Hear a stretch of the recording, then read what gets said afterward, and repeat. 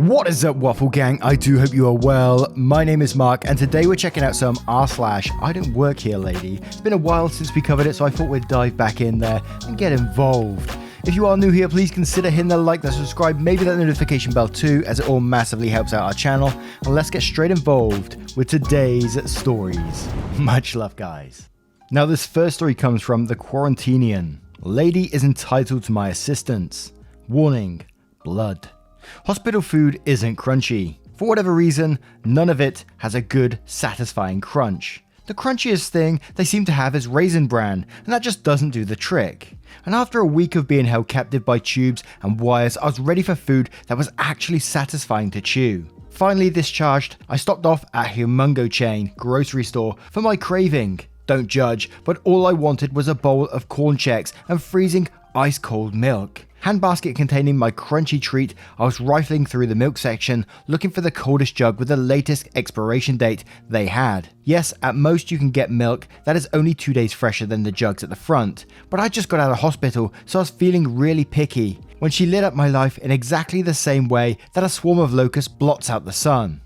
She was wearing some kind of dark, expensive looking pants and a white, dazzling white, over borax silk blouse with draping folds that just screamed, "I have more money than you." I was bending over, head stuck in the cooler, and I could hear her talking about how we were out of some sort of organic, grass-fed, free-range, no-hormone, royal cows, only that I've never seen a poor person milk. I think the stuff sells for around $12 a gallon, and big grocery store keeps all that stuff in their pretentious section, where freezers are filled with $10 microwave dinners, $6 designer chips, and tiny cans of our artisanal Sprint water carbonated with merman farts.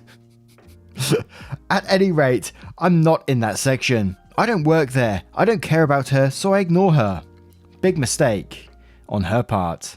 Suddenly, I have a snake hissing in my ear, the words, "You won't look at me when I'm talking to you," and my wrist is grabbed and pulled. Now, I just had been released from a week at hospital where I was on, among other things, a heparin drip, blood thinner, constantly fed through an IV tube which had just been taped to my wrist, exactly where she was now grabbing me. The tube had been taped down, and while I ripped off the bandages before I left the hospital room, there was still some significant sticky tape gunk in that area.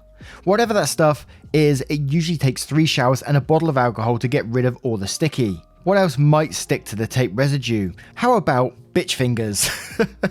She grabbed my wrist and yanked my arm up, but her fingers happened to stick to the skin a bit, resulting in 2 things: the sensation of her getting some pine sap on her skin, and my skin being twisted far more than she expected. Not that she would have ever cared anyway. The twisting and pulling of the skin released a bit of blood from the IV site. Just a couple of drops, not really a big deal, but enough so that when she felt the sticky gunk on her fingers, she instinctively wiped her hand on her sleeve, leaving a small trail of blood on that field of spotless white. You know how some people pass out at the sight of blood? I mean, I don't, but she sure did. She dropped like her facade of friendliness in her triple whipped, ice-spiced, happy, no-fat soy mocha at Starbucks isn't served on a silver tray balanced on the back of a unicorn. And that's when the staff turned up. Typical shouts of what happened. Call an ambulance followed, with Milady regaining consciousness within a minute or so and starting to scream how I, the store employee, had thrown blood on her, clawing at her blouse and going into absolute hysterics. Store security had arrived and was glaring at me menacingly, demanding to know what had happened. Fortunately, I had an ace just a few inches up my sleeve. An ace which I played, as I said. This lady grabbed me and it really hurt. Thing about heparin is that it is the only drug that can go into that specific IV site. I needed many other IVs in the hospital, so I had another IV site just a few inches up my arm where they had been injecting all kinds of other things, and that site looked ugly.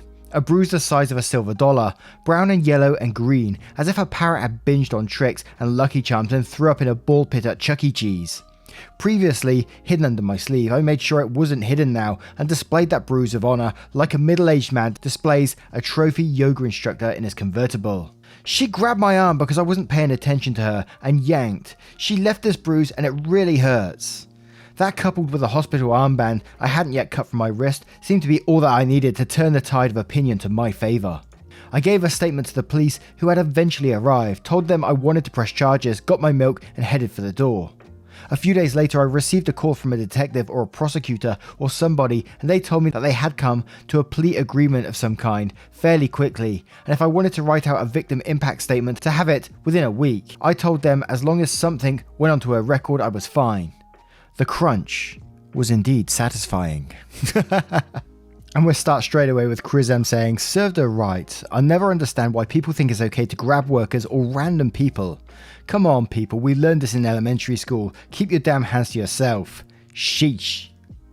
And ZEDC says, what loon assumes someone is primed and ready to respond by randomly throwing blood, instead of thinking that they hurt someone? Being able to play the false victim that usually requires practice. And we'll have one more from Babs saying, I feel you OP. In May, I was in the ICU for 2 days dealing with my second round of pulmonary embolism. And while I didn't leave the hospital with a hairpin drip, I sure as hell had it while I was admitted. Gotta love that hairpin needs its own drip line. Can't share with anyone else. So I had a second IV line for everything else. And then an arterial line was added for a procedure to remove clots with a wire fed up from my femoral artery, since it's the easiest thing to get to and snaked all the way up. I was awake for this. They gave me happy juice in the arterial line and a local down below, but I felt the wire as it crawled up inside my body. Didn't hurt, but oh my god, felt so weird. The bruises when I got out were, wow. I was on narcotic painkillers for like 2 weeks. If anyone had grabbed me during this time, I think I would have punched them in the soul. Oh man. And we have a short one from Sobriety Kinda Sucks, called He Doesn't Work Here. So I'm working at the shitty liquor store a few years back. It's a busy Thursday. Boss says a couple of new guys are starting today. Figure whatever, I head to the stock room and start filling holes in the shelves. There's a young man back there. Introduce myself. He says his name is Brandon. Ask me where the 7-ounce Corona bottles are. I tell him they're in the back of the walk-in, and if he's heading that way, to grab a case of Steel Reserve Tall Boys and drop them off by the cooler. I'll stock them shortly. He grabs the case, I thank him, and he leaves. I put my shit away, grab a few items, hit the shelves and start stocking the cans he dropped off in the cooler. The guy exits the walk-in with a case of Coronitas on his shoulder like a boss. He nods and I finish knocking out the cooler and head out to the front counter. The guy's in line with a couple of bottles. Wild. We typically purchase cigarettes or soda or a Red Bull on the clock. This legend is picking up Jack Daniels and Bacardi. He hits the counter. I ask if he's on the clock. He said no. Then it clicks. This guy isn't a co-worker. Asked him why he grabbed the Corona. He said some old lady asked him and we were all busy. I thanked him for getting the case and hooked up with some beer nuts and didn't charge him for his 2 litres of Coke. Brandon, I hope you're doing alright. That's a very wholesome one, I like that. And this story comes from Mr. Pepper. I was fired for the second time after quitting years ago. Long story short, in 2014, I was working at a pizza chain in rural Utah farming town. I won't say which one, but they're a national chain for being greasy. At the beginning of July, I gave a 2-week notice to my manager that I'd be leaving to move out of state to be closer to family and a better job market. I finished out my time as promised, moved, found a new, better gig, and that was that. Of course, you read the title, so you know that wasn't really all. In summer 2015, I received a call from a new store manager. He informed me that he'd been putting me on schedule and it was unacceptable that I wasn't even coming in to look. If I didn't show up today, he would have no choice but to fire me. I asked, did the old manager not take me out of the system after I quit last year? He grumbled and made some snarky complaint that if I had quit a year ago, I wouldn't be in his scheduling program. I let him know that I live in a completely different state and work in a completely different job and would not be showing up for any shift he scheduled me for. He threatened to fire me again, and I reiterated, hey, I don't actually work for you, so do what you gotta do. He hung up, and that was the last I heard of it. Until we fast forward to yesterday.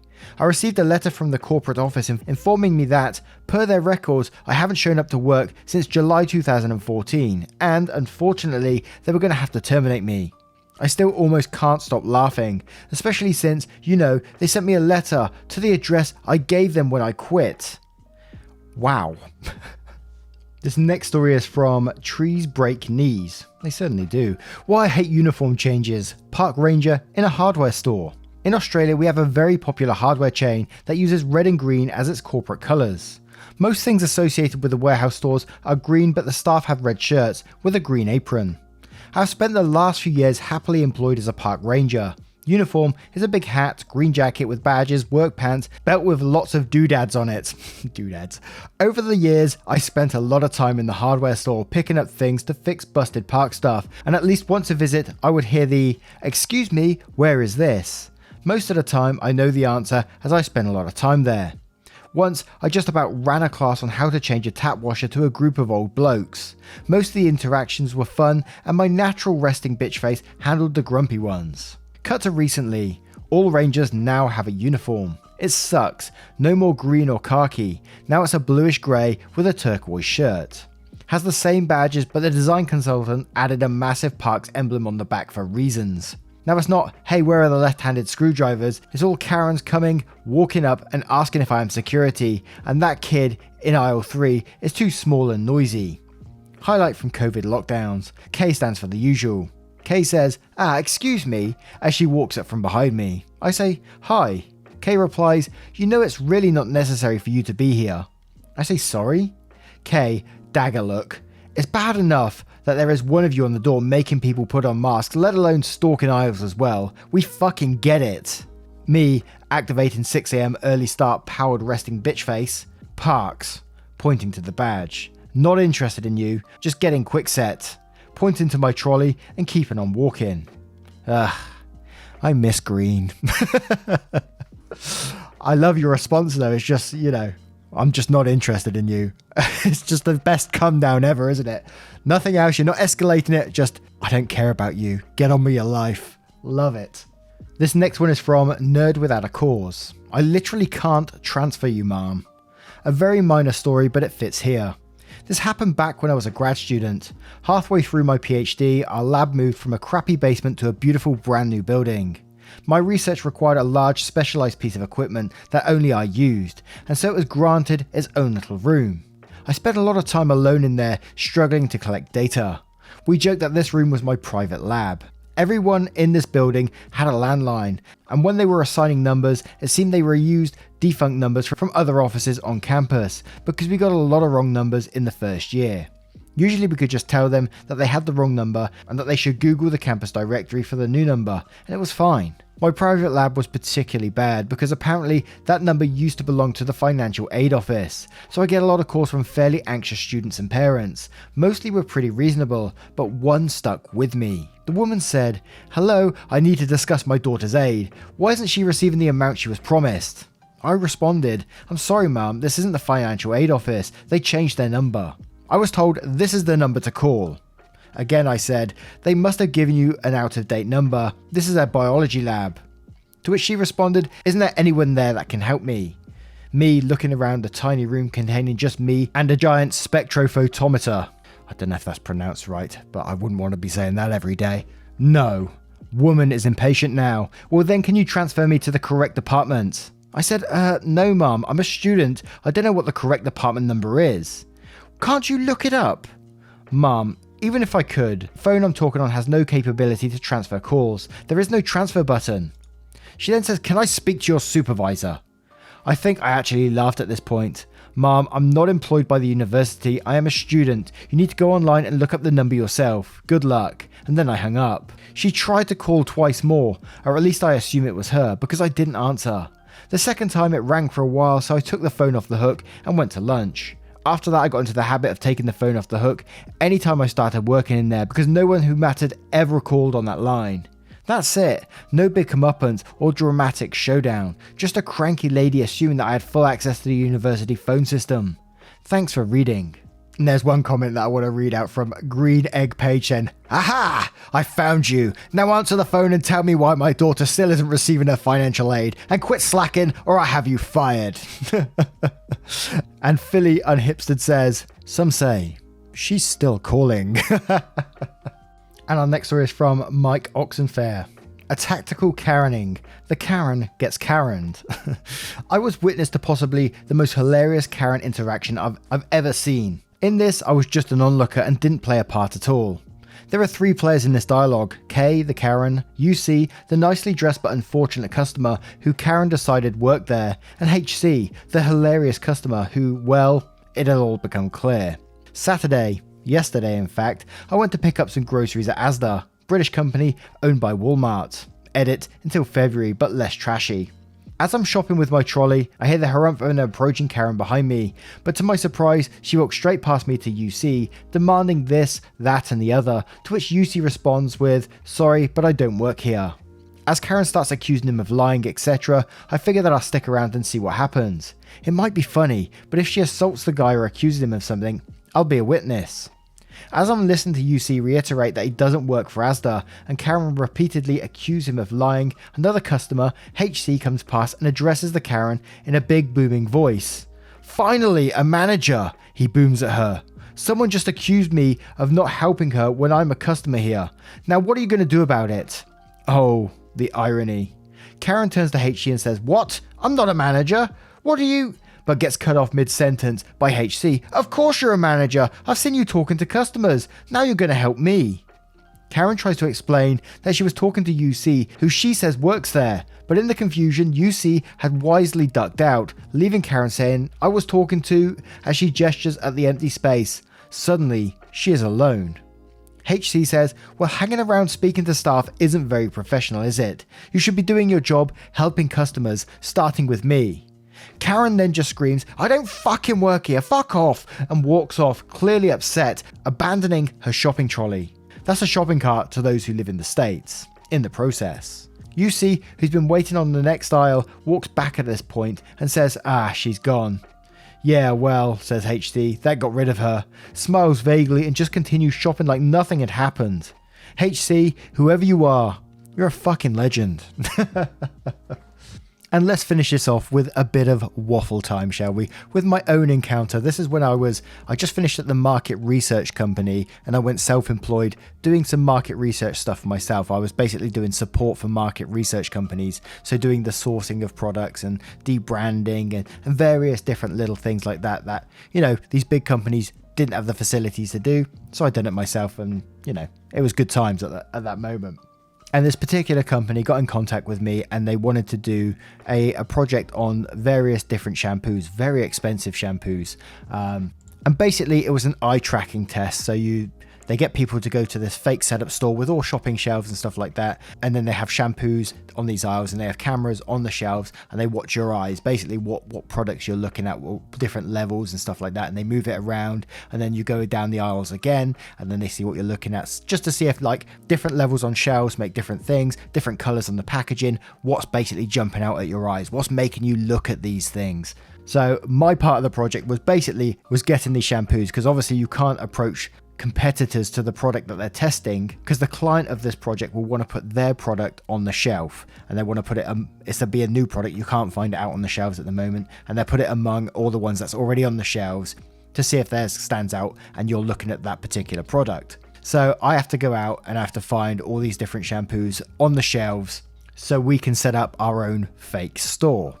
And so I have to go all through different supermarkets, all local, sometimes quite far out because you can't always find some of these specialized shampoos on normal shelves. I have a list, I think it was about 600 different types of shampoos long. You wouldn't believe how many shampoos, well you probably would actually, how many shampoos and conditioners there are. There was absolutely tons of them. I say I had to get a list of 600 and I swear that was just half that was there. And of these shampoos, I have to buy 5 or 6 because it has to look exactly like a normal shop. So they're 5 or 6 deep on the shelves. So I was out at the shop. Sometimes you have to be a little bit covert with this sort of stuff. Some shopping managers don't like you going out and just buying all their stock. Strange, I know, but they like to share it out. And I can understand on some products, like baby food and stuff like that.